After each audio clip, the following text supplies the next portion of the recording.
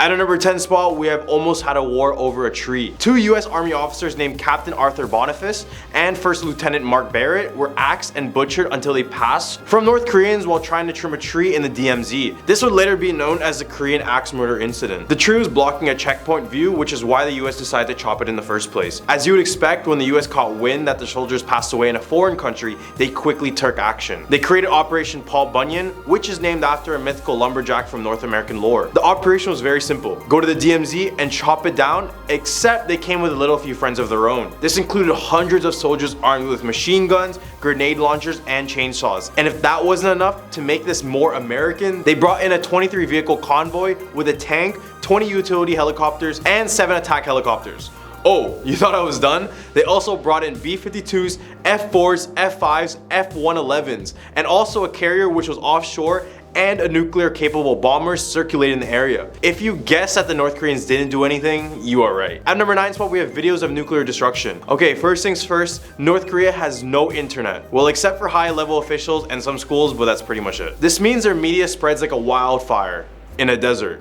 The only thing that did catch fire is when North Korea featured a video simulation of a nuclear missile striking with what appears to be somewhere in the United States, as you can see the flag burning by the end of the video. This video was unveiled during a military parade marking the 105th birthday of King Il-sung. This video caused a lot of controversies, especially when it came at a time when the tensions were super high between the US and the Hermit State. For reference, this was in 2017, and by that time North Korea had done a ton of missile testing, and to make things more worrisome, North Korea test launched a suspected intercontinental ballistic missile into the sea this year. At number 8 spot, we have a betrayal at the death camps. North Korea is known for their cruel punishment and their horrendous living conditions. Put these two together and you have some of the worst death camps in the world. Just to give you a little bit of what happens on the inside, many of the prisoners were kept to the brink of starvation. They are forced to do physical demanding labor for hours, torture, subject to chemical experimentation, and sometimes prisoners would be randomly executed, sometimes because the guard didn't like them. One specific story from the Mirror has Shin Dong-hyuk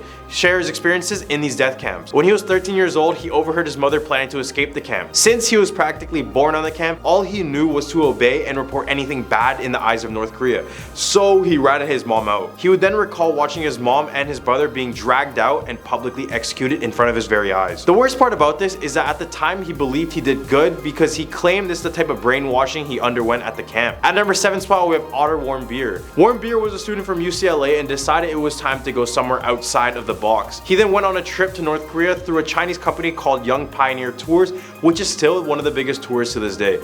In the hotel he was staying at, there was a forbidden floor, but he went there anyway and stole a political poster off the wall. This was all caught on film. This is all because a church in Hawaii that he was a part of wanted him to do it. During his confession speech on February 2016, he said this: I have been very impressed by the Korean government's humanitarian treatment of severe criminals like myself, and of their very fair and square legal procedures in the DPR Korea. This is a load of barnacles. Then on March that same year, he was convicted and sentenced to 15 years of hard labor. Negotiations happened, but it wasn't until June 2017 when North Korea released Otto. Except he was in a coma after taking a sleeping pill. It wasn't until he was flown out to the US where he passed away. After this incident, the US government decided to ban all American tourists from visiting North Korea altogether. Another reason not to visit this place. At number 6 spot, we have North Korean ghost ships. Hundreds of abandoned boats from North Korea wash up on Japanese and Russian coastlines each year. Some of the vessels contain the crew's remains, but they're usually just a pile of bones. These ghost ships are thought to be the result of North Korean fishermen becoming lost at sea and dying from malnutrition or weather exposure. The ships are typically old and lack stronger engines, and I mean, it's from North Korea. They're pretty much still living in the 1980s still. However, after an investigation was done, they found that these boats were actually sent out from China as a way for them to fish illegally in North Korean waters, which violates UN sanctions completely. Right in the Humper list, we have Ryugyong Hotel. Sorry if I mispronounced that. This 105-star hotel in Pyongyang was completed in 1992, but by that time, it didn't function as a hotel at all. The building was hollowless and had no windows, which meant complete darkness on the inside. Kim Jong-un wanted this hotel to be the biggest and best hotel in the world, but it completely fell short from that goal. It still remains empty to this day. It's literally just a large structure just overlooking the city, and it's more scary to think that no one actually goes into that building. And in fact, this is the world's tallest unoccupied building. Now many theorists have claimed this building isn't empty and it harbors something more sinister inside. This may be a stretch, but online communities have mentioned that SCPs and other governmental projects are being kept secret in this building, hence why it will never truly open up to the public. At number 4 spot, we have Room 39. Room 39 is a secretive North Korean organization that figures out ways to get funds for Kim Jong-un. This room is in a ruling workers' party building in Pyongyang. The main goal of this room is basically to make sure that Kim and his family never run out of funds, and most of these ways are through illegal means. Legally, they invest in many different precious metals and currencies and some companies, but illegally, which is where they make most of their money, they allegedly make their money through means of narcotics, human trafficking, and most famous, counterfeiting money. The North Koreans are so good at creating counterfeit US dollars that they created a super note, which is supposedly 1-for-1 of a US $100 bill. Some people in the US have actually been prosecuted for distributing the money that was produced in this very room. This room also serves as a place for arms dealing,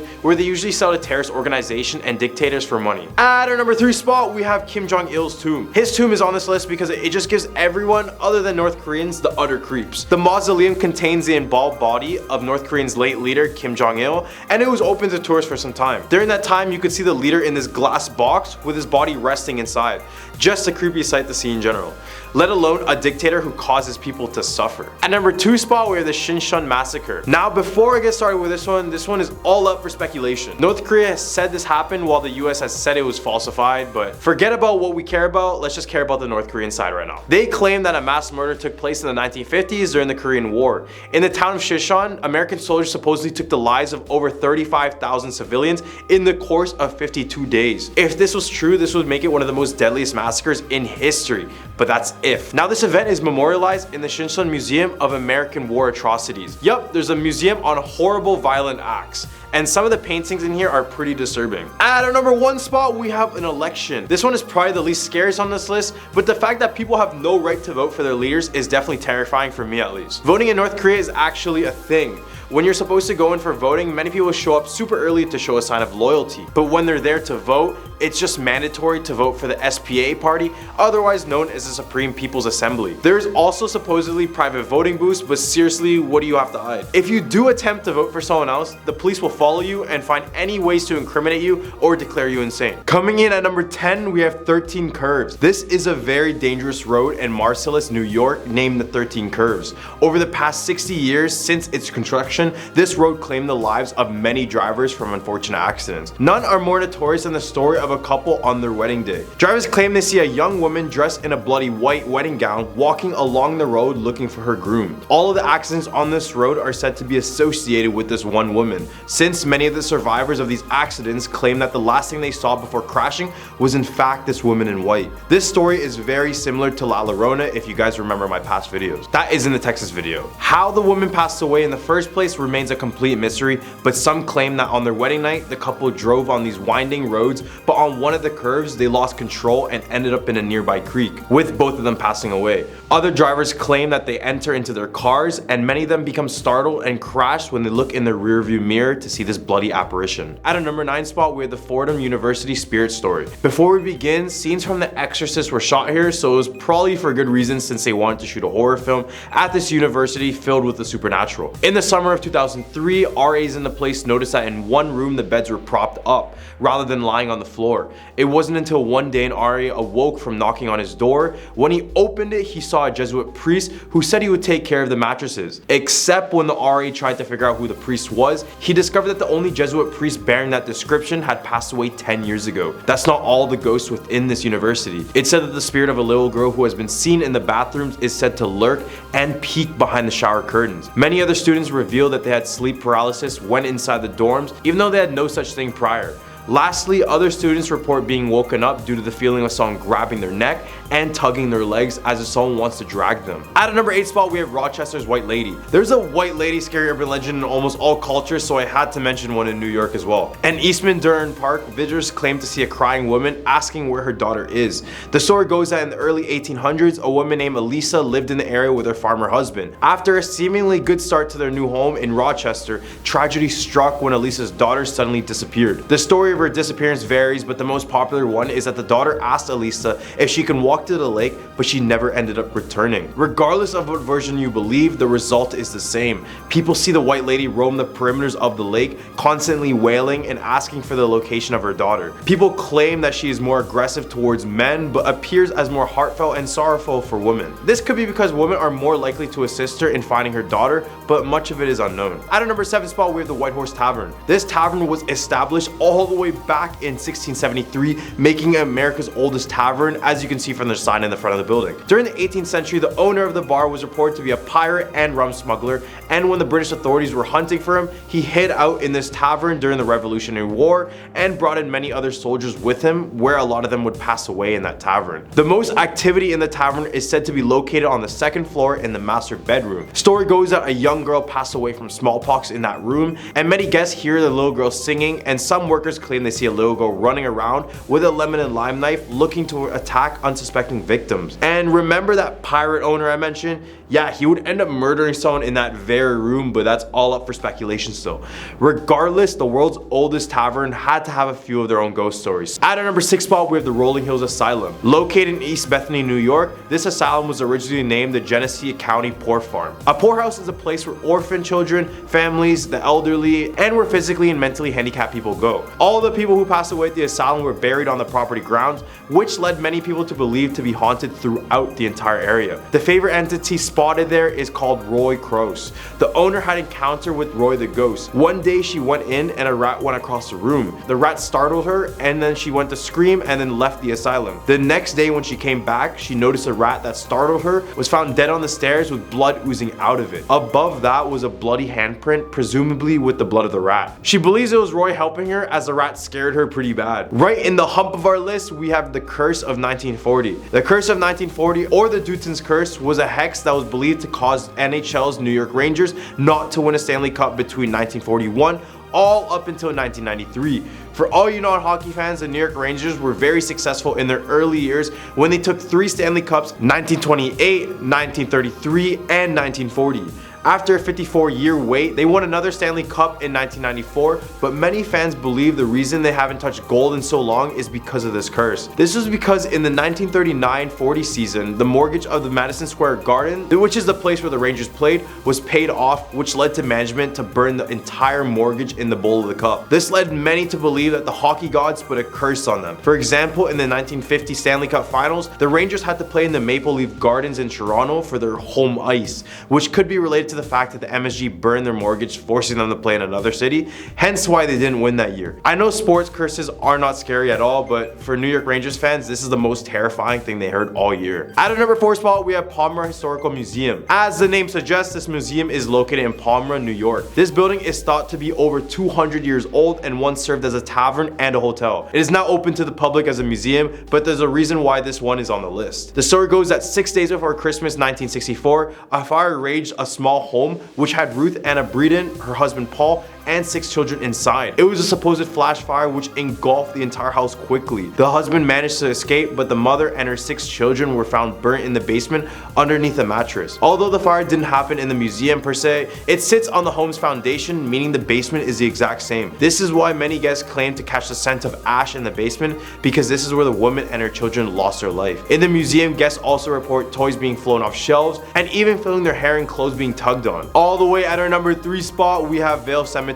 After being opened in 1857, the historic Vale Cemetery became the largest cemetery in Schenectady, New York. After many years, guests will report some pretty eerie paranormal activity going on inside the cemetery. Many people had come forward, all reporting the same phenomenon, saying that the statues would bleed from their eyes. It's very important to note that all the people that came forward were not related in any sort of way, making all these accounts really genuine. Other people visiting the cemetery also claim that they've seen figures sitting in the trees above the tombstones and even full-blown full-blown apparitions of crying ghosts. The cemetery now has a total of 33,000 assigned plots, making it a spiritual hub. At our number 2 spot, we have the ghost ship of the Hudson River. Back when New York was just a small village, reports surfaced of a spooky ship floating on the river. Seen at dusk on foggy days, many say it was the spirit of the Henry Hudson's Half Moon ship. One of the reports came from an anonymous source of the weather dork that they referred to as Samuel. He was spending the day fishing on the shore of the Hudson, but then an odd ship caught his gaze. He claimed the ship was floating on air above the water, but as the ship got closer to him, he found that it had no crew on deck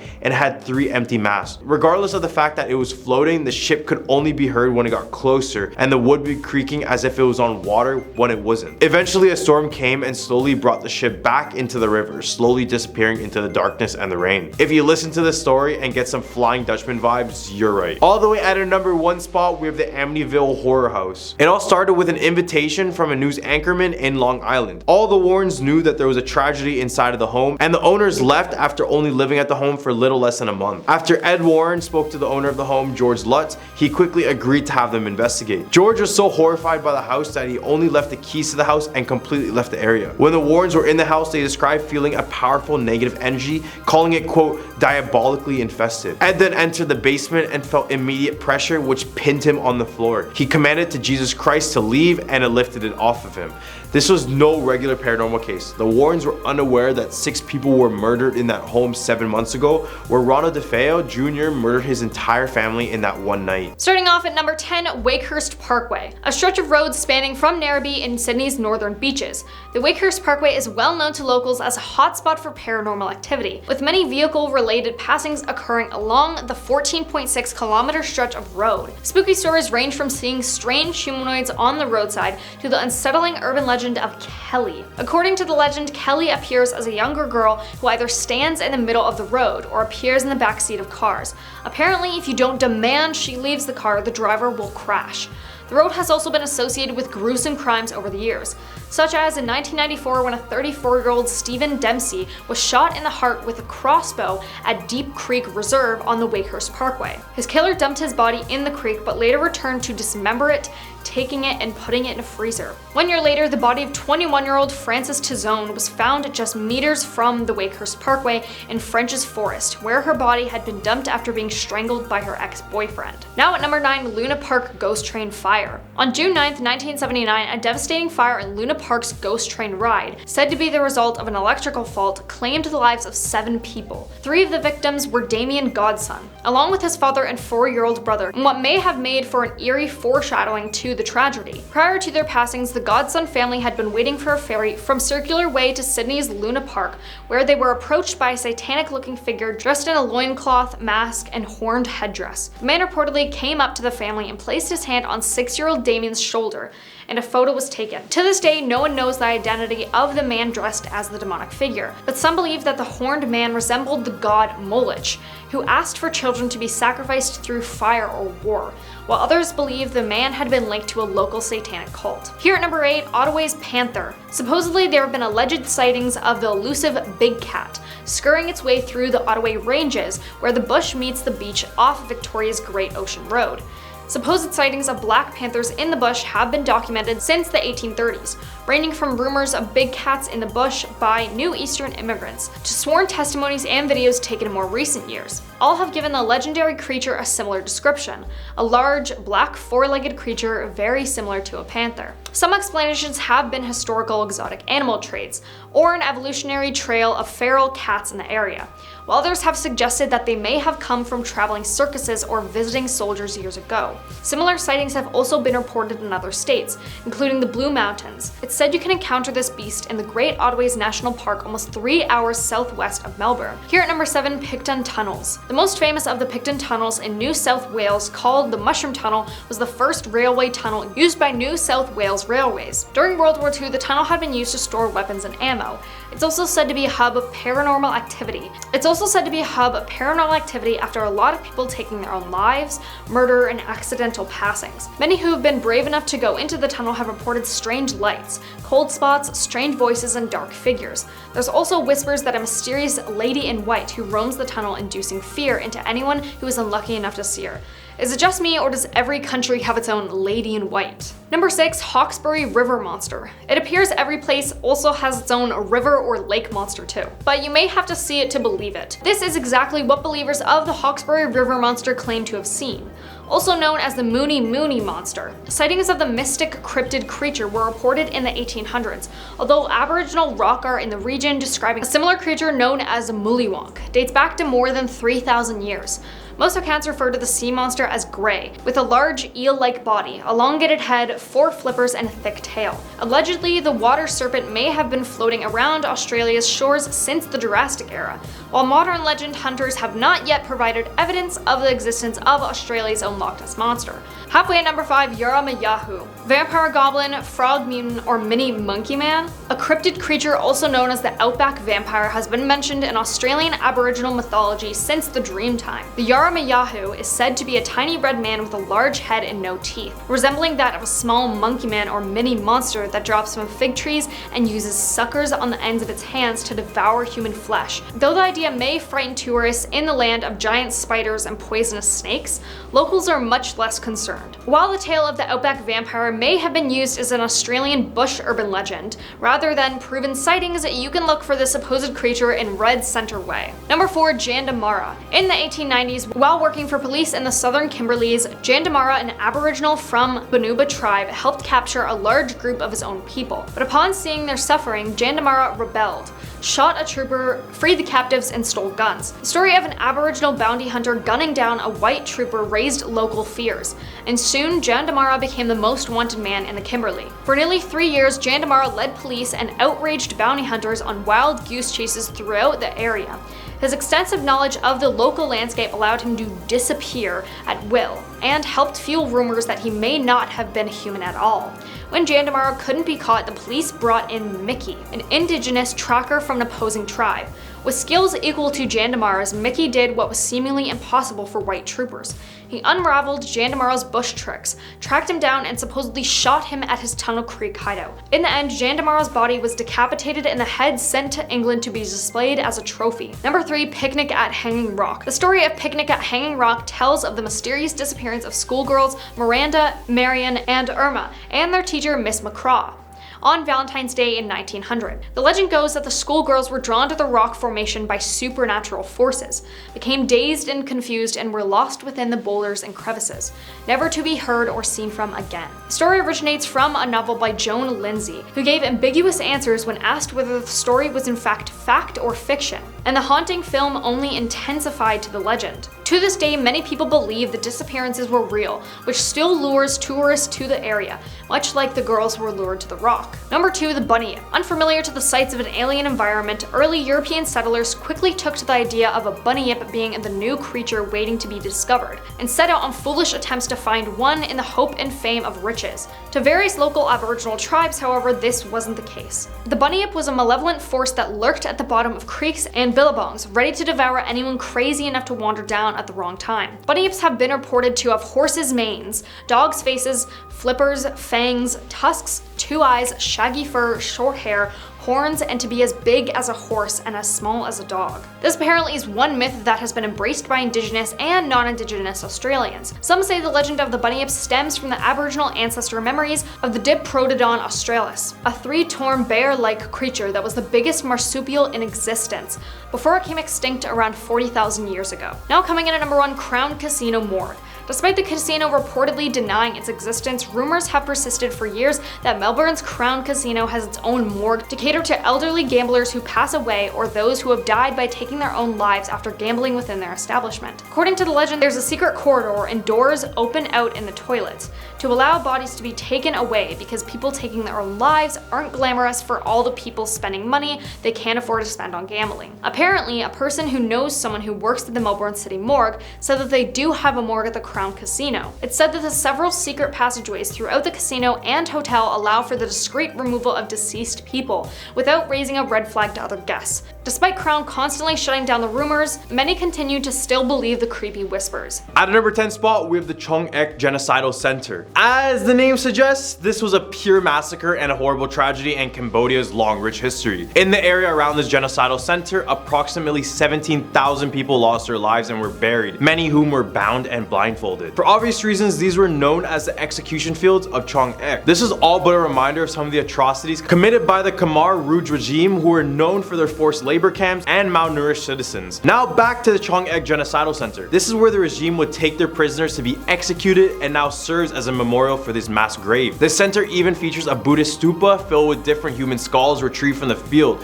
ranging from the elderly to some babies. Now many feel uncomfortable walking these grounds and sense the presence of those who are suffering there. Many others claim to see the apparition of Pol Pot, who is the leader of this devastating regime. But regardless, knowledge is power, and hopefully this educates us to never go down this route again. Number 9. Haunted house on National Road. According to some, this is the most haunted place in Cambodia. There are many stories that describe it as a very mysterious island where a lot of people have either passed away or disappeared without a trace. Now on National Road number 5, from Kampong Chang province to Prasat province in Cambodia, just 5 minutes driving from Steung Bribo Bridge, on the right hand side, there's a house that most people stop by to pay their respect to a famous ghost house. There's a very large monument built because a family that didn't particularly want to live created a curse. The curse took residents in a pit they threw themselves in to take their lives.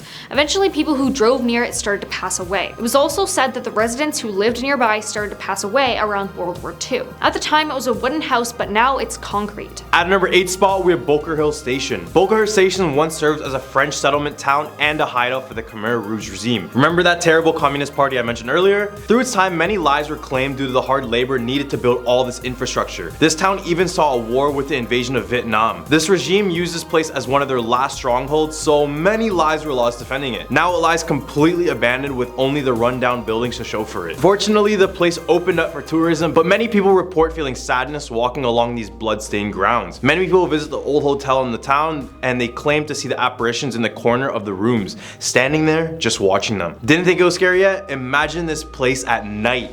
Boom, terrifying. Now at number 7, Tuol Sleng Genocide Museum. In the 1970s, this former high school was converted into the notorious S-21 prison by the Khmer regime, where an estimated 20,000 prisoners were executed. Souls of the victims who were detained, starved, tortured, and executed are said to be roaming the S-21 hall. Many unusual incidences have been reported there, including the guards who hear moaning and chains rattling at night. Today, the school or prison has been transformed into a museum where the ghosts of the deceased are still said to haunt the halls. Of the 20,000 prisoners that experienced the horror of S-21, only approximately 6 to 12 are rumored to have survived the genocide. The museum employees even leave food out for the ghosts during their lunch breaks. They say that if they don't leave an offering, they can't enjoy their own lunches in peace due to loud noises and other ghostly activities. At number 6 spot, we have the Independence Hotel. This hotel in Sihanoukville, Cambodia is thought to be haunted by one of its former residents. The wealthy and the famous quickly filled the rooms of the hotel after its 1964 construction. After a few years of prosperity, the hotel closed its doors in the mid-1970s to become a base for the Khmer Rouge soldiers. We can't escape this regime, can we? Rumors claim that the hotel conducted mass killings while using the swimming pool to house prisoners. It was abandoned and allowed to deteriorate before being restored in 1982 and serving as a hangout for UNTAC troops in the early 1990s. It was then shut down in 1999 and had a significant renovation and reopened to visitors in 2007. Despite the reopening, the new paint couldn't mask the atrocities done within the hotel. Guests would report cold spots in the rooms, and others would report an infamous spirit of a young girl who took her own life in one of the rooms, or even the aggressive spirits of the 4 robbers who were reportedly shot down in the mid-90s at the hotel. Think you can do a day at this hotel? Cause I can't. Halfway, number 5, Banana Ghost Tree. The story goes that a husband was sent abroad for business, and while away, the wife got sick and passed away. Her spirit became vengeful and started haunting the people of their village. When the husband returned, not knowing about his wife's passing, he quickly realized that the woman he found was not his wife, but her ghost when she unnaturally made her arm longer. He ran away from their house seeking help, but even after a proper burial, his deceased wife followed him to a Buddhist monk's house where he sought safety. As he was reciting prayers with closed eyes, his wife's ghost climbed one of the many banana trees near the monk's house, entered through a window, and immediately took the life of the man. A belief which many people still follow stems from this legend forbidding people from planting banana trees next to their houses, as her ghost spirit could enter through the house by climbing in on a banana leaf. If there was already a banana tree growing close by, all of the banana tree's leaves touching or near the house would usually be cut off for safety. At a number 4 spot, we have Kokor. Kokor is an island approximately 20 kilometers outside of the capital city of Cambodia. This place is a complete tropical paradise, but as they say, beauty is often deceiving. Turns out this island is nicknamed Murder Island, and it got this name because, you guessed it, the Khmer Rouge regime was here, and they established a prison where they would use it as an execution site. This prison was estimated to have claimed the lives of thousands of people due to physical abuse and malnourishment. This is why many residents of the island claim to see the ghosts of the former prisoners wearing their black shirts and crying out for help in the middle of the night. They even left a brutal display of the remains of those who lost their life on this island. Don't know about you, but I'm still hung up on the fact that it's called Murder Island. Shouldn't this be a no-brainer for all of you guys as well? Now at number 3, Champa Pagoda. During the broadcasting of a horrific night, a local radio programmee served as a channel for Cambodian people who would call in and share their paranormal experiences. Noah Vaseth, a government official residing in Stung Treng and a dedicated listener who tuned in on the show every Saturday and Sunday, said his life was almost taken by the ghosts while traveling along the road in front of Champa Pagoda in the Vey district. His story was this: it was 10 p.m. and I was on my way home from work. Suddenly, a bike ran into me. I avoided it and fell over, and then the bike just disappeared into thin air. This is not the first story of its kind to have been reported. Many claim that they have experienced similar incidences while traveling in the area, which is well known for being a place where hundreds of people passed from traffic accidents. At number 2 spot, we have the Kampong Cham Ghost House. In 2005, the movie The Haunted House was filmed in this house. Before the shooting, all the actors prayed and made a super ceremony to pay respect to the spirit inside the house. According to rumors, a young couple moved to this newly built house. They dreamed that someone offered to buy a house for $3,000 in net gold. They immediately agreed, and the next morning, they woke up and they saw the gold was placed at the door of the house. But they did not move despite taking the gold. One day after waking up, they found themselves lying on the wilderness with their belongings. Since then, no one has dared to step into the house, and it supposedly doesn't have a speck of dust inside of it to this day. Now coming in at number 1, Old Shingji Hospital. The now abandoned hospital was built in 1935 by the British colonial government as part of a military base camp in the area. It included 2 military buildings, blocks 24 and 37, that were part of the Kitchener Barracks, which housed the Royal Engineers of the British Army. However, the hospital's peak was short-lived, with the grounds being seized by Japanese troops in 1942 and used as a holding ground for prisoners of war. During the occupation, the hospital was said to have been used as a torture facility by the Japanese secret police, based on the fact that there were rooms with thick chains hanging from the walls and blood-stained floors. Before and after its closure in 1997, visitors and hospital guards claimed to have seen phantoms resembling nurses and soldiers roaming its corridors, as well as hearing unexplainable hellish shrieks. A movie was even filmed on the site, and the crew reported strange occurrences with unexplainable sounds, disembodied voices, and sightings of ghostly figures. Kicking off this countdown at number 10, Abandoned Chambers in Chucaloma. This abandoned chamber is located basically in the middle of nowhere, about 8 kilometers from the closest inhabited village called Chucaloma. Formerly a charming mansion filled with life, it was built in a big village called Ostashevo, which died out in the 20th century due to the rapid urbanization process the Soviet Union faced. The landlord of the mansion was a rich businessman from St. Petersburg who constructed it as a present for his second wife, who was an Ostashevo local. The chamber is built in pseudo-Russian style, an unusual mix of Slavic and Byzantine architecture. Nowadays, the mansion looks more like a horror house from Russian-style thrillers and is almost completely forgotten, except for the group of enthusiastic bloggers gathering money to revive it. The mansion is within walking distance from the village, but it would be wise to ask a local to give you directions. Now at number 9, Katachan Village. Officially known as a depopulated community, this Russian village actually looks like a ghost town rather than anything else. Originally, this place was established as a coal mining village, but the corporation shut doors due to numerous incidences there. As a result, the locals soon left the village and settled in other communities, without even packing all of their possessions. By the end of 2010, the village in Matagan Oblast was almost completely deserted. It virtually had no official residents. This place is rarely visited by travelers since there's not much to see around it anyway. Now, as this village is not just one building itself, there's multiple buildings in the village, but they are all very spooky looking, and the abandoned park in the middle of the village is even creepier than the rest. The coal mining in the area just became unprofitable. One mine was simply shut down in 1992, while the other had exploded in 1996 and ended up unfortunately taking the lives of 6 people. Back in the late 80s, more than 10,000 people lived in this village, and they had everything. I mean shops, restaurants, movie theaters, a house of culture, and so much more.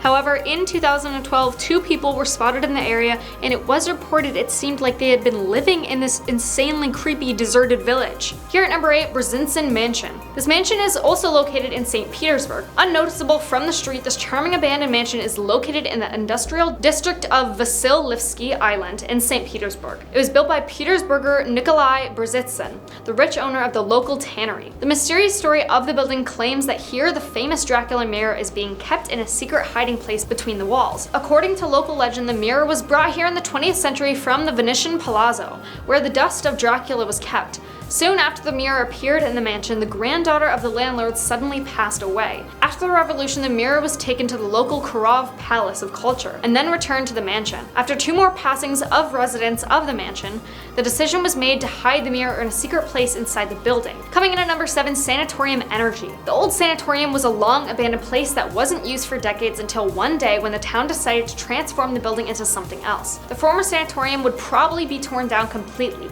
but at least the grounds would be used for the construction of something better. What's interesting about this place is that it's located just outside of Moscow, nearby a few ponds that are major hotspots for fishers. So hopefully the new buildings will be able to cater to those specific visitors who may spend a night or 2 here while fishing nearby the lakes or ponds. Now at number 6, Northern Crown. This one is a place that gathers a lot of mystery and has had a lot of weird incidences. The hotel was an extraordinary and very luxurious place until 1988 when the Soviet Union compromised the property in order to overlook the Krubovki River. Unfortunately, due to the lack of money, the construction was postponed. And since then, the inner side is luxurious, but the outer side of the hotel is abandoned. The story says that the reason was the passing of a nun of St. Pete, who suddenly passed in an honor reception. While this place looks luxurious and beautiful, now that it's somewhat abandoned, it looks pretty scary. Halfway at number 5, the grain elevator. This grain elevator was built right on the fringe of the Ural city of Chelyabinsk. Once the construction of the railway was completed, Chelyabinsk automatically became a pretty significant trade station between eastern and western Russia. The result was a gigantic 8-story building that served as a symbol of the town.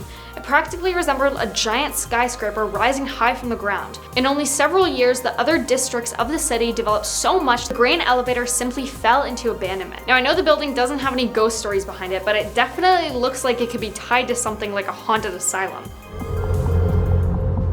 All this was the structure of the elevators where the grain been stored. And this is like the main building, the main office building was here.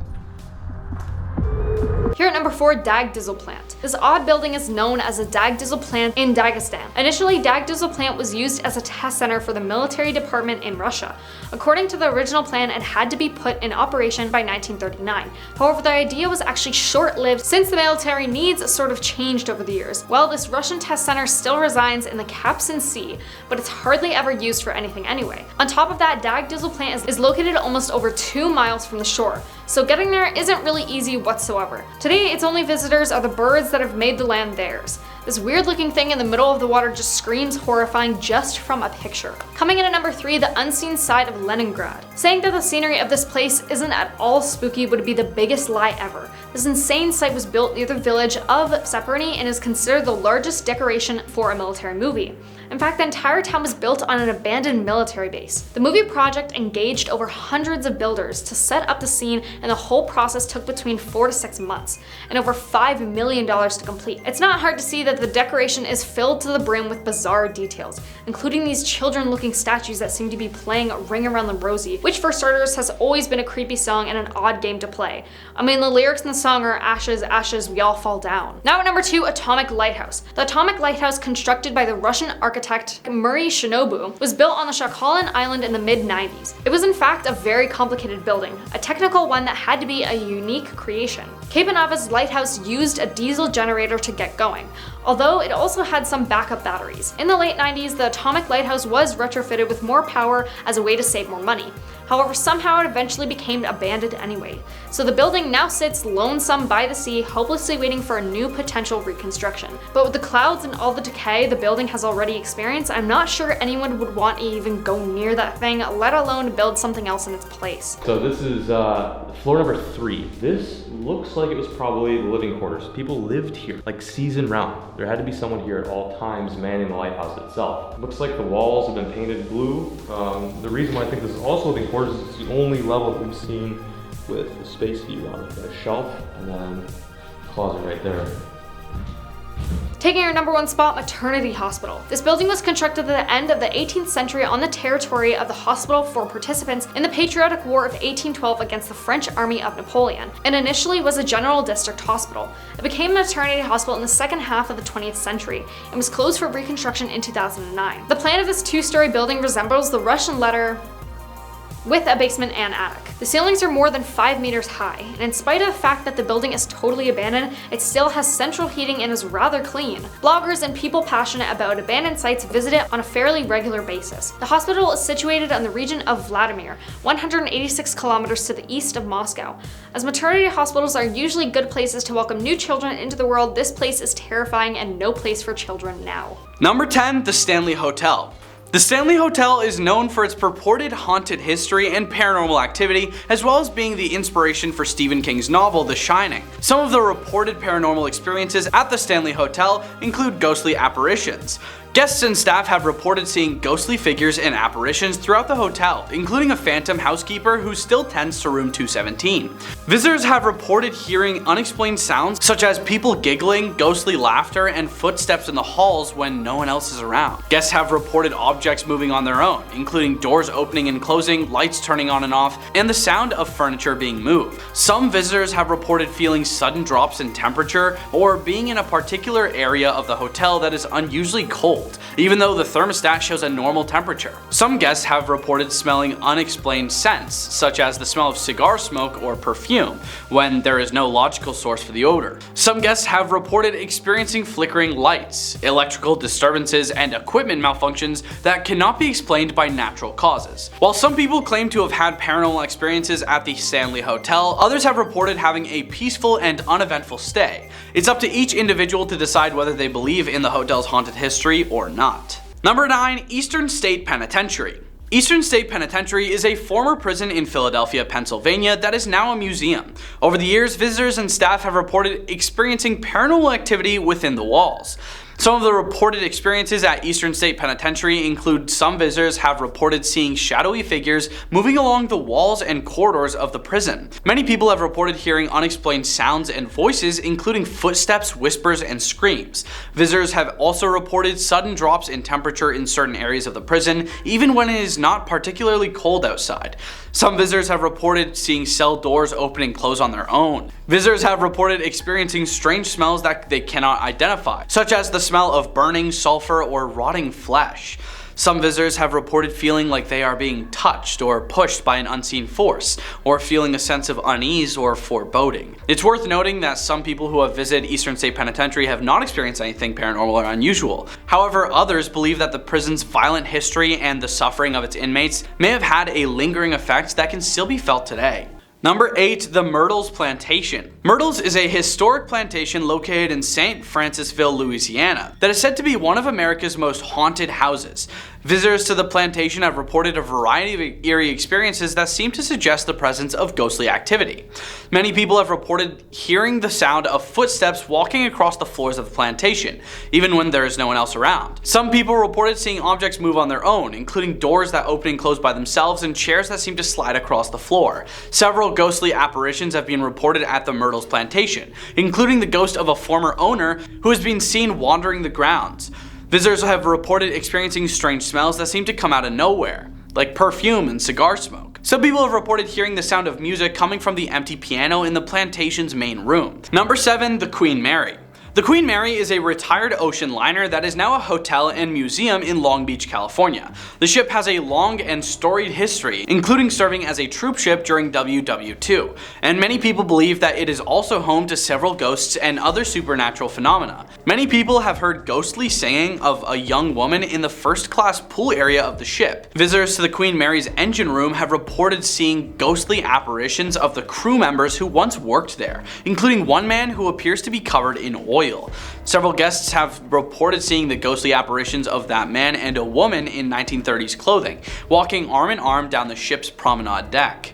Many people have reported seeing orbs and light floating around the ship, especially in the areas where paranormal activity is said to be the most prevalent. Some guests have reported a feeling of a ghostly tug on their clothing or hair, as if someone is trying to get their attention.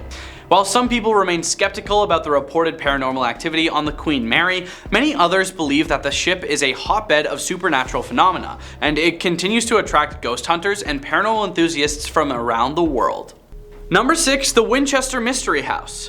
The Winchester Mystery House is a sprawling mansion located in San Jose, California that was built by the widow of William Wirt Winchester, the heir to the Winchester rifle fortune. Over the years, visitors to the mansion have reported a variety of strange and unexplained experiences. One of the most unique features of the Winchester Mystery House is its seemingly endless construction. The mansion contains countless winding hallways, secret passages, and rooms that seem to serve no purpose, leading some visitors to speculate that the construction was designed to confuse or confound any spirits that might be haunting the property. Some visitors have reported seeing doors that open to reveal nothing but a sheer drop or a solid wall, leading some to speculate that they were designed to trap any ghosts or spirits that might be lurking. Many people have reported hearing strange noises in the mansion, including footsteps, voices, and banging sounds. Number 5. The Bell Witch Cave. Bell Witch Cave is a natural cave located in Adams, Tennessee, that is famous for its association with the Bell Witch, a legendary spirit that is said to have haunted the Bell family in the early 19th century. Visitors to the cave and surrounding area have reported a variety of strange experiences. Many visitors to the Bell Witch Cave have reported hearing disembodied voices and whispers in the darkness. Some visitors have reported feeling a strange energy or presence in the cave, as if someone or something is watching them. Some people have reported feeling an unseen force touching them or brushing past them in the cave. Visitors have reported seeing objects move on their own in the cave, including rocks and other debris. The Bell Witch is said to haunt not just the cave, but also the surrounding area, with some visitors reporting strange occurrences such as unexplained lights and sightings of ghostly apparitions. While some people remain skeptical of the legend of the Bell Witch, others believe that the experiences reported by visitors to the Bell Witch Cave are evidence of supernatural activity, and the cave continues to attract ghost hunters and paranormal enthusiasts from around the world. Number 4. The Lizzie Borden House in Fall River, Massachusetts. The Lizzie Borden House is a historic bed and breakfast that was once the site of a gruesome double execution. Andrew and Abby Borden, Lizzie's father and stepmother, were brutally ended with a hatchet in the house in 1892. Visitors to the Lizzie Borden House have reported a variety of strange and unexplained experiences. Some visitors have reported feeling as though they are being watched by an unseen presence, particularly in the upstairs bedrooms where the executions took place. Several apparitions have been spotted at the Lizzie Borden house, including the apparition of a woman in Victorian clothing and the apparition of a man with a mustache. Many people have reported hearing strange noises in the house, including footsteps, knocking sounds, and the sound of doors opening and closing. Some people have felt a cold, clammy hand on their shoulder or a brush of hair against their cheek. Number 3. The Trans-Allegheny Lunatic Asylum. Once known as the Weston State Hospital, the Trans-Allegheny Lunatic Asylum stands tall as a grim reminder of the past. It was built in the mid-1800s to house patients with mental illness, but over time it became known for its overcrowding, understaffing, and the cruel treatments administered to patients.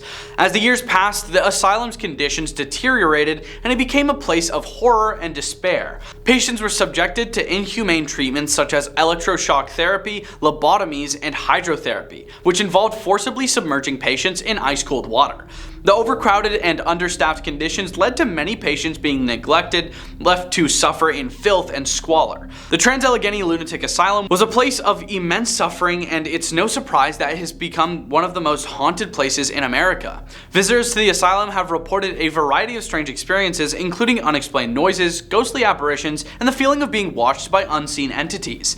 Some of the most famous ghosts said to haunt the asylum include the spirit of a young woman named Lily, who is said to have passed away in the asylum after being admitted for her immoral character, and the spirit of a former patient named Ruth, who is said to have been chained to a wall and left to pass away. Despite its dark past, the Trans-Allegheny Lunatic Asylum is now open to the public, and visitors can take guided tours of the asylum's abandoned wards and learn about its history. But be warned, many visitors report feeling an overwhelming sense of dread and unease as they explore the asylum, and some say they have encountered the spirits of former patients still trapped within its walls.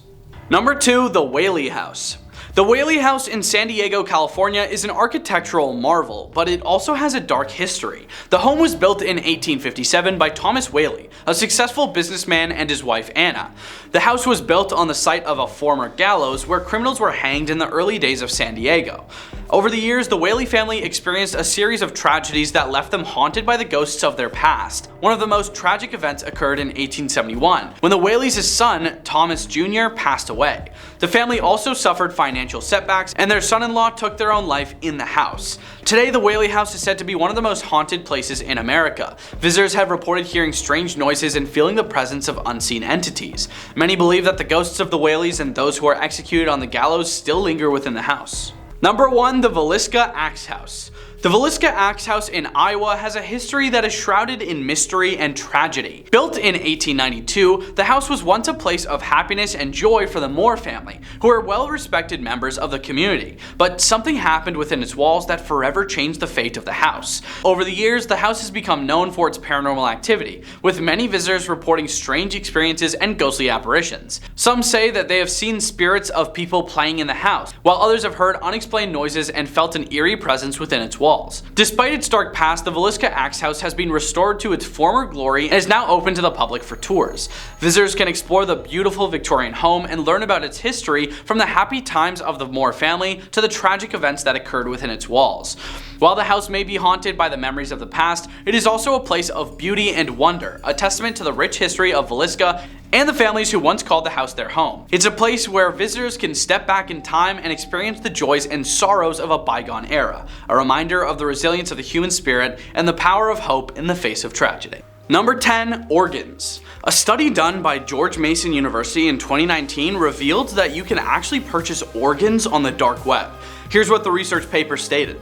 Due to the scarcity of transplantable organs, patients must typically wait on long lists for many years to get a matching kidney. This scarcity has created an illicit marketplace for wealthy recipients to avoid long waiting times. Brokers arrange such organ transplants and collect most of the payment that is sometimes channeled to fund other illicit activities. In order to collect and disperse payments, they often resort to money laundering-like schemes of money transfers. As the low-cost internet arrives in some of the affected countries, social media and the dark web are used to illegally trade human organs. This paper presents a model to assess the risk of human organ trafficking in specific areas and shows methods and tools to discover digital traces of organ trafficking using publicly available tools. Number 9. Social security numbers. After your social security number is plastered on the dark web, opening new accounts in your name isn't the only thing you have to worry about. Fraudsters can use your social security number and other personal information they find on the dark web to impersonate you and to gain access to your credit cards. Once someone gains access to your credit card, they can begin piling on the charges. If you're not closely monitoring your credit card activity, the charges can quickly get out of hand. Many companies offer credit monitoring plans that help combat credit card hacking.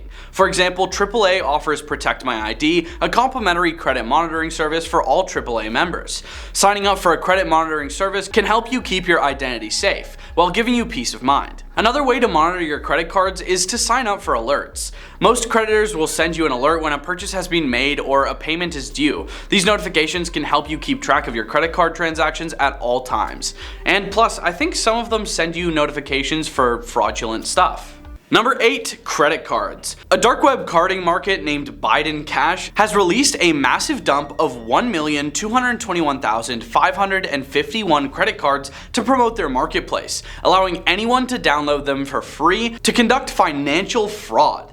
Carding is the trafficking and use of credit cards stolen through point-of-sale malware, mage card attacks on websites, or information-stealing malware. Biden Cash is a stolen cards marketplace launched in June 2022, leaking a few thousand cards as a promotional move. Now, the market's operators decided to promote the site with a much more massive dump in the same fashion that the similar platform All World Cards did in August 2021. The threat actors announced the credit card dump on new URLs Biden Cash launched late last month in response to DDoS attacks, so it could be a way to promote the new shop domains. Number 7. 3D printed objects? That 3D printing could be used for a crime was already on many people's minds years ago. Law enforcement agencies have been learning about 3D printing for the past few decades in order to discover how it can be used for crime. Whereas the popular media has focused on 3D printing guns, actual criminality with 3D printing is being done in a different way. 3D printing guns are a bit of a self-invented, self-fulfilling prophecy by the media, whereby enough attention will result in money and supporters being directed to increase the effort of 3D printing guns.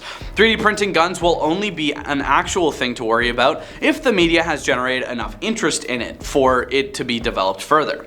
Even then, there are plenty of other tools with which one could manufacture guns. On the other hand, 3D printing is being used worldwide by criminals to aid in their crimes. The way through which this is being done is to hide things. Number 6, Netflix accounts. For as cheap as $1.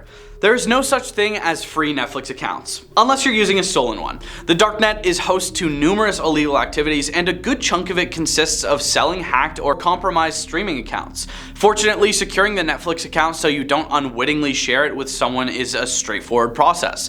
The so-called passwordless revolution is here, with biometric authentication hailed as a hero. However, we're a long way from such a drastic change, and passwords will remain a constant in our lives for years.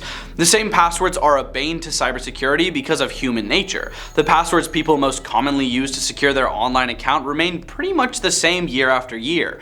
The infamous password top 10 list doesn't seem to change significantly, which tells us that people continue using weak, common, or easily guessable credentials.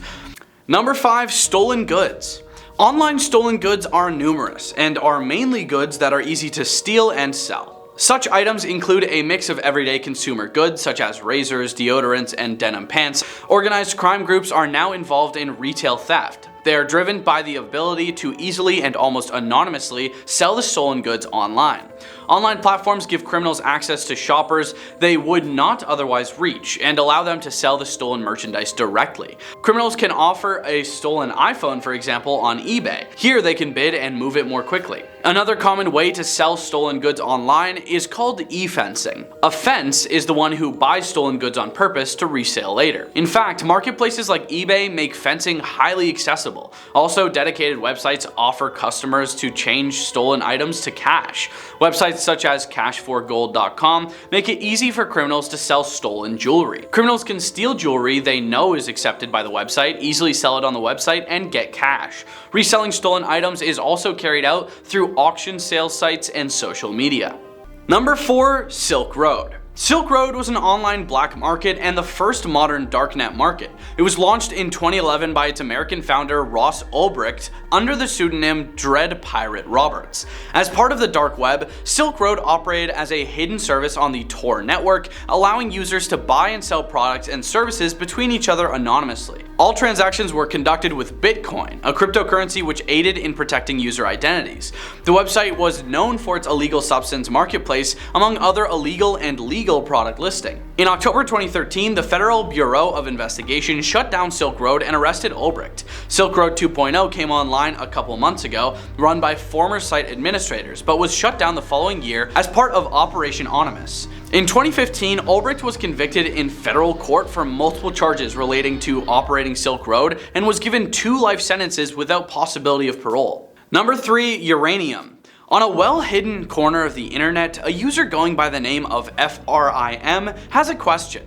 Ever wanted to start your own reactor or build nukes? Well, this is probably the only missing component you needed and couldn't get until now.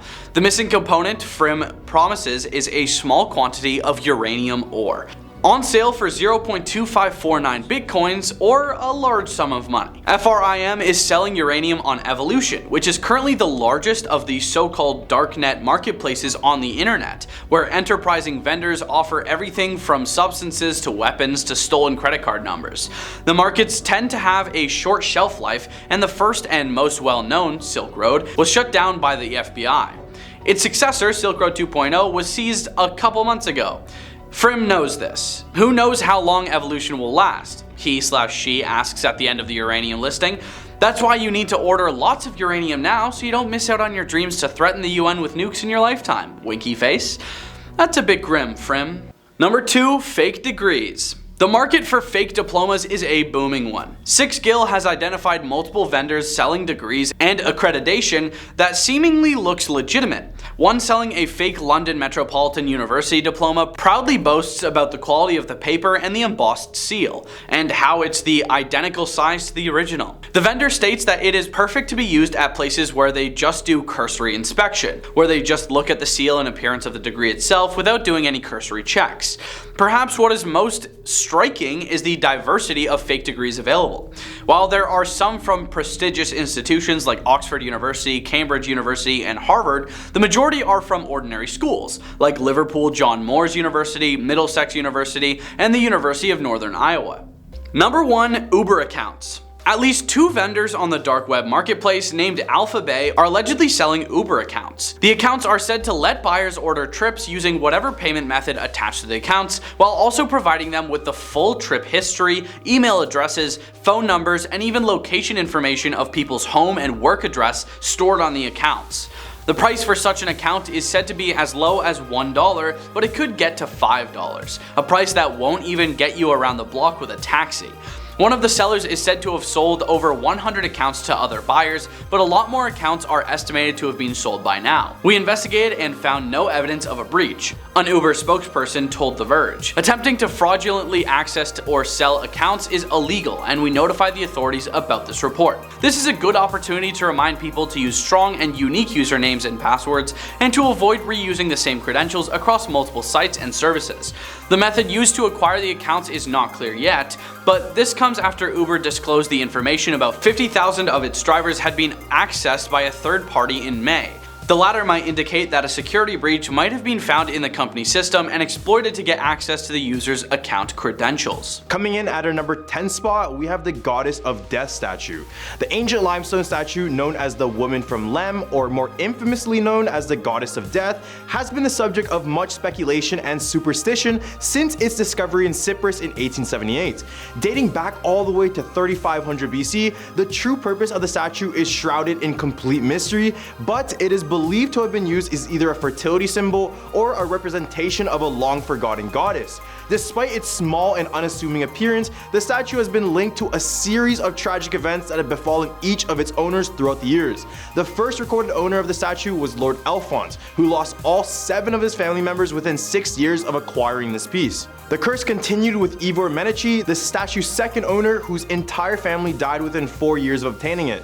Lord Thompson Noel suffered a very similar fate, losing his entire family within 4 years of possessing the statue. The final owner, Sir Alan Beaverbrook, and his family also met an untimely death after acquiring the statue. In an effort to break the curse, Beaverbrook's 2 surviving sons decided to donate the statue to the Royal Scottish Museum in Edinburgh. However, even the museum curator who handled the statue met an untimely end within a year of its acquisition.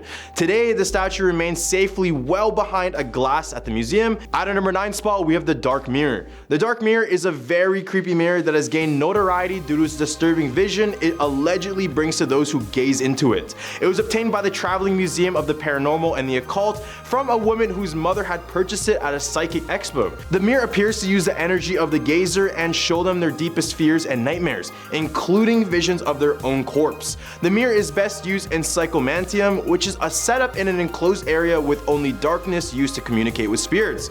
Visitors to the museum have reported seeing themselves age, wink, smile, and even disappear during these sessions. The dark mirror has caused headaches, feelings of dread, and an intense electrical energy in some people as well. The previous owner of the mirror became withdrawn after trying to perfect her divination skills using the mirror, and eventually kept it in a closet, saying that it was evil. Despite the negative experiences associated with the mirror, some people have been brave enough to try it for themselves, with some reporting only seeing their reflection, while others see something else completely. The mirror still remains a mystery, and its true powers and purpose remain unknown. At the number 8 spot, we have the Bassano vase. This vase is a pretty little thing and pretty old too. Cast from silver in the 15th century and produced in a very simple design, it is one of the most mysterious and elusive haunted objects in the world. Originally, the vase was a wedding present for an Italian bride who lived in a small village in Napoli. On the woman's wedding night, she was found slowly passing away on the floor. Her hands were wrapped tightly around the silver vase, and in her dying breaths, the bride vowed to have her revenge and then passed away. Ever since, every owner of the vase has passed away tragically and in very mysterious ways. It was hidden away until it got auctioned, and upon looking inside of the vase, there was a note inside saying, quote, "Beware, this vase brings death." It was then sold 3 different times in different auctions, but every single owner would pass away. Eventually it was buried and now no one knows where it's located, and that's probably for the better. Others believe it was taken by a museum, but after a number of mysterious deaths from staff members, they decided to hide it from the public's eyes. Coming in at our number 7 spot, we have the Baker's wedding dress. This dress belonged to Anna Baker, who was a part of a wealthy family located in Altoona, Pennsylvania. They would reside in what is known as the Baker Mansion in 1849, the same year Anna fell in love with a man and planned to get married. But her father Elias was like, no, that's not happening. It's believed he said no because he was a part of a different social class. He didn't want the marriage to happen so bad, he even got the man banished from the town. Anna was heartbroken as a result and just begged her dad, but her dad just kept telling her no. She then went on her way to buy her own dress, which is the one in this picture, and showed her father, and he was still very adamant on his decision. So in spite of her father, she never married even after death. Fast forward to 1922, all the members of the Baker family passed away and the mansion had been bought by the Blair County Historical Society and then turned into a museum. In the museum, guests report seeing the glass of the dress being shaken violently, and others report seeing a woman apparition in a black dress staring into this display, and perhaps it's Anna from the grave. But I guess we'll never know. At number 6 spot, we have the Dybbuk box. In June last year, Post Malone visited the Haunted Museum in downtown Las Vegas with Zach Bagans, host of the TV show Ghost Adventures. Bagans took Malone into the most notorious room in the museum, which held the Dybbuk box, widely considered the world's most haunted object. The cabinet is haunted by a Dybbuk, which is a malicious spirit, and was first put up on sale on eBay in 2012. According to the seller's description, it was purchased from a Holocaust survivor's granddaughter who brought it in Spain after escaping the occupied Poland at the time. Manis, the buyer, found a series of strange items inside, including 2 pennies, locks of hair, a small statue engraved with the Hebrew word shalom, a golden wine goblet, a dried rosebud, and a single candle holder with octopus-shaped legs. The box passed through a few hands before the last owner consulted with rabbis on how to seal it for good. Then Post Malone was with Bagans when he decided to touch the box for the very first time, and Malone grabbed Bagans' shoulder while he was doing so. The curse was apparently transferred to Post Malone, and he experienced a series of unfortunate events. His private plane was forced to make an emergency landing after its tires blew out. 3 armed robbers targeted a home in San Fernando Valley that they believed to be his, and his Rolls Royce was involved in a serious car accident. The Dybbuk box has a long history of strange occurrences surrounding it, with previous owners experiencing horrific nightmares, strokes, and physical ailments. In the hump of our list, we have the Ring of Sylvanus. This is a cursed ring that was first owned by a Roman man named Sylvanus. This was a rather large ring with a diameter of 1 inch, so it was believed she wore this on her thumb or even over her glove. But one day, his ring was stolen from him. He believed it was taken from a man named Sinicanus, and Sylvanus then proceeded to place a curse on the guy by heading up to a temple and creating a lead plate naming it the Cursed Tablet. On this tablet, he wrote, quote, "For the god Nodin, Sylvanus has lost a ring and donated 1/2 of its worth to the Nodins. Among those named Sinicanus, permit no good health until it is returned to the temple of the Nodins." It is believed whoever owns the ring will fall ill, get into accidents, or have things happen to them which will lead them to everlasting suffering. And fun fact, this is the same ring that inspired Tolkien's Lord of the Rings, so it kind of makes sense. In 1785, it was found on a random farm, but now it is placed in good hands in a museum that is not known, which is probably for the better since no one will be ever to place this curse on their finger ever again. At a number 4 spot, we have the Busby Stoop Chair. In 1702, Thomas Busby was convicted of murdering his own stepfather. Story goes that on his way to his execution, he requested one final thing. This request would be simply to have one last drink in his favorite pub. Nothing harmful, right? So the judge decided to let him do it. After permission was granted, he decided to have a beer in his favorite chair at the bar. Here is where it gets kind of worse. After finishing his drink, he said aloud, quote, "May sudden death come to anyone who dares sit in my chair." He was then escorted to his execution, and his body would be displayed right outside of the inn for all to see. Over the years, death struck many who sat in the chair, leading the landlord to donate it to the Thirst Museum in England. Locals claim that during the Second World War, Canadian airmen from the nearby base at Skipton-on-Swale went to the pub, and those who sat in this chair never returned home from their bombing missions over mainland Europe. To avoid anyone sitting on it, they suspended it 5 feet in the air to stop any future tragedy. Regardless, this chair looks super uncomfortable, so I wouldn't even know if I want to sit on it, cursed or not. At a number 3 spot, we have the Okiku doll. Let me start this off by saying that this haunted doll is worse than Chucky. The story starts in 1918 Japan. Older brother Aikichi Suzuki bought a doll for his 2-year-old daughter Okiku. The doll had a black bob cut and a traditional kimono. His sister loved the doll so much that she even named it after her own name. These two would become so attached like no other. But in the following year, Okiku became gravely ill and ended up passing away. To commemorate her, her family put her favorite doll on her memorial shrine. Everything seemed fine until after a few days they would begin to notice something very strange. The doll's hair seemed to be actively growing, and every time it was cut, it would just keep on growing until it just reached just above her knees, which actually happened to be the place where the human Okiku's hair stopped. Eventually her family would move away, but choose to keep the doll in the same place, thinking that Okiku would have wanted that. Now it resides in the Menenji Temple, where it's said that monks will cut the hair regularly as it keeps on growing. At number 2 spot, we have Annabelle. I know you heard this one, but it's too good of a cursed object to leave out of this list. For all who don't know, the doll's name Annabelle comes from the alleged spirit who possesses it. In the early 1970s, a young college student named Donna gave the doll to Ed and Lorraine Warren, a now famous pair of paranormal investigators. Originally, Donna received the doll as a gift from her mother, who purchased it in an antique shop. Over time, Donna and her roommate noticed that the doll had a tendency to move, be it from locations throughout the apartment or positions upright, legs crossed, etc. After more paranormal activity, the girls contacted the Warrens, who decided the doll contained a demon straight from hell. When an exorcism failed to do the trick, the Warrens agreed to move the doll to a secure location inside of a glass box at their museum in Connecticut. Unfortunately, their museum has been since closed down and only a small select few can still visit. So best believe this museum is locking away all these evil objects contained in the building now, and probably for very good reason. Coming in at our number 1 spot, we have the Terracotta Army. This is a one-of-a-kind 2,200-year-old funerary art. The Terracotta Army is considered the most priceless archaeological discovery of modern times. However, for those 7 farmers who discovered it back in 1974, the warriors have been proved more of a curse than a blessing. Soon after the discovery, their farmlands were claimed by the government and their homes were demolished to make way for exhibition halls and various gift shops.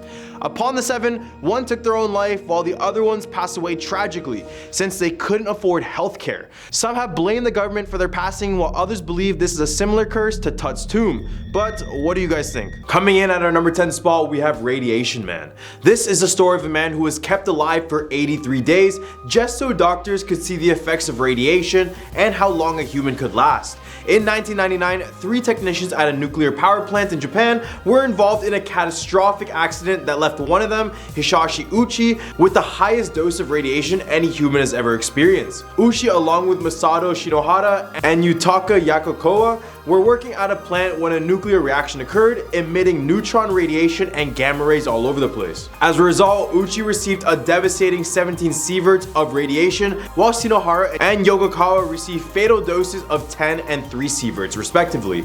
The effects of radiation on Uchi were immediate and severe, causing burns and completely damaging his internal organs and immune system. Despite being treated by a team of top medical professionals from around the world, Uchi's condition continued to deteriorate. He underwent numerous skin transplants and was kept alive through the use of blood and fluids, including drugs and life support. Tragically, on the 59th day of treatment, Uchi's heart stopped 3 times in just 49 minutes, causing severe damage to his brain and his kidneys.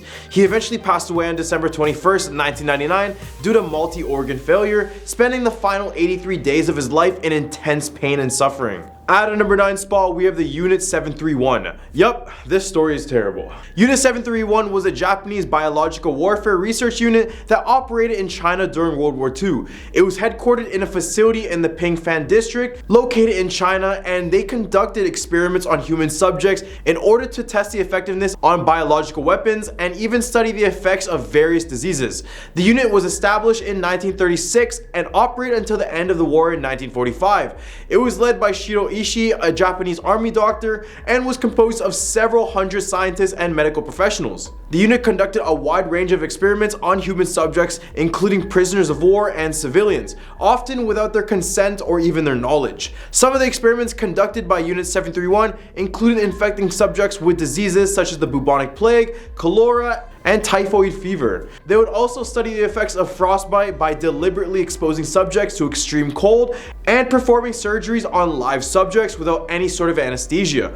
As a result, many of the subjects died in these experiments, and the unit is believed to have killed thousands of people during its operation. After the war, many of the members of Unit 731 were granted immunity from prosecution in an exchange for sharing the data they had collected with the United States. This decision has been heavily criticized, obviously, as it allowed the perpetrators of these atrocities to evade accountability for their actions. However, in more recent years, the Chinese government did call for Japan to take responsibility for this Unit 731 and to provide compensation to the victims and their families. The Chinese government was also called for the unit's activities to be recognized as war crimes and for the perpetrators to be held accountable once and for all. At a number 8 spot, we have the Elevator Man. Apparently some time ago, in a towering skyscraper located in Korea, there was a young woman named Karuko. She was a very bright 19-year-old student who lived in the 14th floor of her building, but on one fateful night, she had an experience in an elevator that would change her life. As the elevators began to close, a handsome stranger managed to slip his hand in order to stop them. The man stepped inside of the elevator and stood very close to Karuko. This is when the two began to flirt and engage in very small talk. The stranger told her he lived on the 13th floor, just one floor below her. As the elevator approached the 13th floor and the man walked out, the man suddenly turned around, turned to Karuko and said, "I'll see you upstairs." He then pulled out a knife as he left, he laughed and then disappeared towards the staircase. The doors of the elevator then shut, leaving Karuko alone and afraid. As the elevator continued to climb to the 14th floor, Karuko frantically pressed every button trying to get it to stop. But it was all in vain. The elevator doors finally opened up on the 14th floor, and to Karuko's terror, she found the man waiting for her. She was tragically slain before she could even scream for help, and since then, many have claimed this is a true story, and it's said to be the explanation why elevators now have this stop button.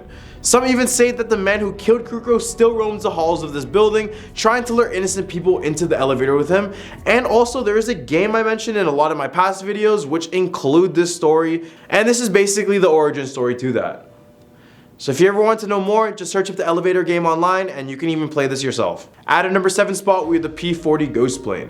In 1942, American radar detected a strange aircraft approaching their territory from Japan. Although it appeared to be an airplane, it did not have the typical markings of an aerial attack. The American military dispatched 2 pilots to intercept the mysterious plane. As they approached it, they discovered that the aircraft was a P-40, and they were surprised to find that it bore markings that had not been used since the Pearl Harbor attack. Additionally, they observed that the plane was in very poor condition, with bullet holes riddling the fuselage and the landing gear completely blown away. The pilots were amazed that the plane was even able to fly in the first place. However, they were shocked to find the pilot slumped in the cockpit, wearing a flight suit stained with fresh blood. When the pilots looked through the window, the pilot raised his hand slightly and turned toward them, offering a meek wave. Shortly thereafter, the plane crashed to the ground with a deafening roar.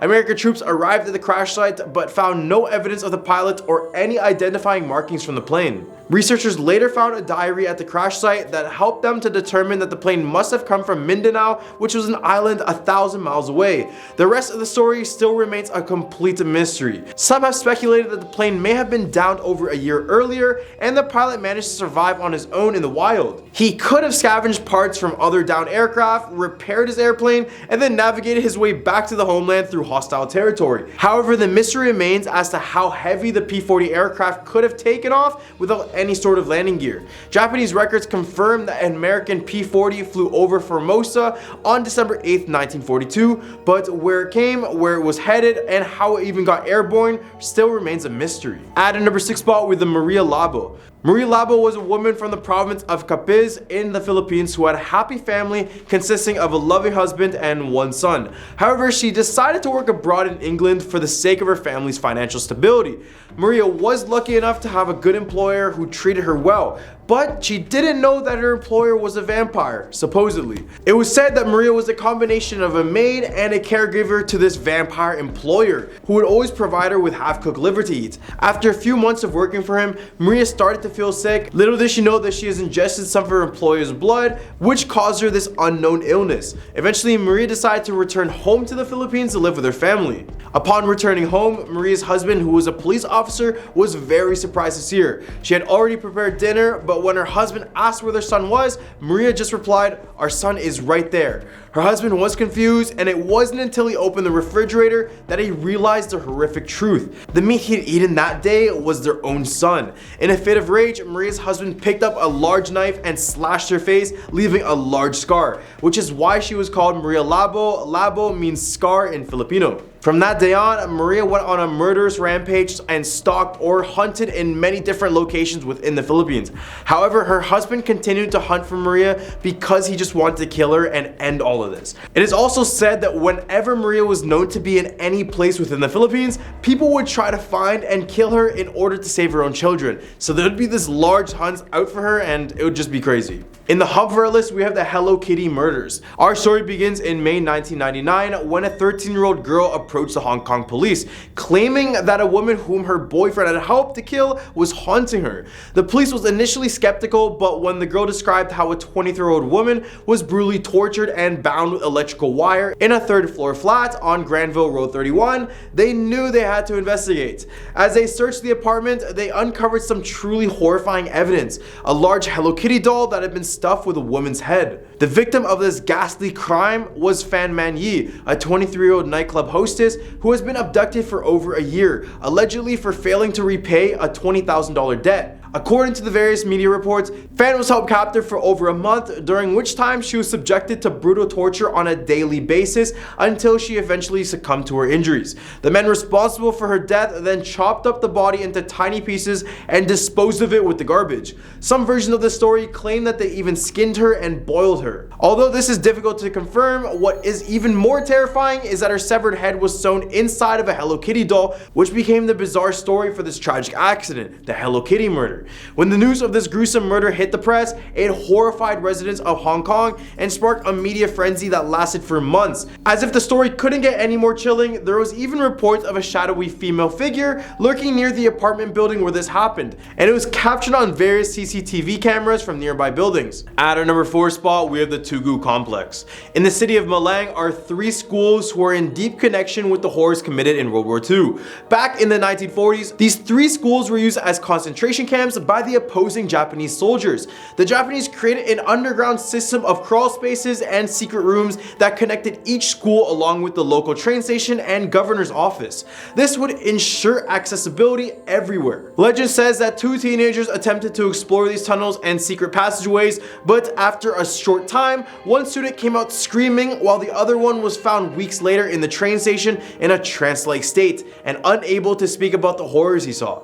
Many believe it was the ghost of those who lost their lives there in World War II. Another occurrence is the bloodstains on the floor tiles in each of these buildings. And the odd thing is that workers say that removing these stains are nearly impossible, and some would even fall ill after completing the cleanup job, which is why they have stopped doing it completely. At a number 3 spot, we have the Orang Minyak. The Orang Minyak, or the oily man, is a creature that takes the shape of a man that is covered in a thick, murky black oil. It comes at the darkest time of night when it's almost impossible to see. It snatches young women in rural villages when they're sleeping, and this is why many people fear oil spills in the country, oddly enough. It can shapeshift into oil to slip through cracks in the walls and the floors, so there's basically no place to hide from the Orang Minyak. In Malaysia's past, young women were told to wear clothing that was worn by a man so that this creature couldn't catch their scent. Keeping a mirror nearby, it was also a must because this creature doesn't like to see their own reflection. This became such a big urban legend that some girls would cover their rooms in all mirrors, but in my opinion, that is just as creepy as this creature. Number 2, the Karak Highway. This Malaysian highway is said to be the world's most haunted highway. It is a 70-kilometer long interstate highway that connects Kuala Lumpur to the Genting Highlands. The amount of paranormal reports from this highway alone is enough to make someone take a way longer detour instead. The first of these incidents happened when a couple and their baby were returning one night from vacation. The car then suddenly broke down on the side of the road, and as he looked for someone to help, he notices the highway was completely empty. So he walks up to the closest nearby phone booth to call for help, but the man never ended up returning. After a few hours of waiting, his wife calls the police, but when they arrive, they tell her to not step out of the vehicle and to not look behind them. After walking a distance away, she turns around to see her husband's headless body being devoured by a banshee-like creature on top of their car. Also on Karak Highway, if you find yourself stuck behind a yellow Volkswagen Beetle, just get away from it. This vehicle is known to stalk drivers and even cause them to get into fatal accidents. So be extra careful if you guys decide to drive near this area in Malaysia. At a number 1 spot, we have the Mongolian deathworm. The Gobi Desert, located between Mongolia and China, is said to have a Mongolian deathworm, otherwise known as an intestine worm, due to its appearance of being fleshy and red in color. This 2 to 7 foot long creature has the ability to spit out venomous liquid out of its mouth, and if you ever get close enough to touch the creature, it is believed that the entire body is covered in a sticky poisonous substance that will kill you on touch. And if that wasn't enough, it can even electrify you the same way an eel can. While movies on the creature depict it as being this large, colossal being, it's actually believed to be a lot smaller at around 7 feet. Regardless, the fact that this creature can hide anywhere in the desert sands and come out with basically no weaknesses makes it one of the most dangerous and scariest ones on this list.